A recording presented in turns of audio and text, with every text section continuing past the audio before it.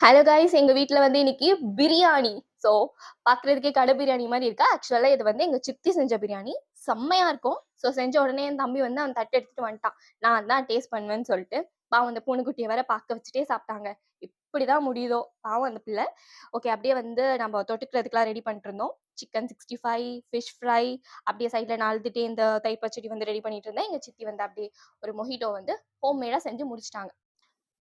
செஞ்சது எல்லாத்தையும் வந்து சாப்பிட உட்காந்துட்டேன். அந்த சிக்கன் 65 டெக்கரேஷன் வந்து எங்கள் சித்தி ரொம்ப நேரம் பண்ணிட்டு இருந்தாங்க. ஸோ பார்க்க எப்படி இருக்குன்னு சொல்லிட்டு எல்லாரும் கமெண்ட் பாக்ஸில் சொல்லுங்கள்.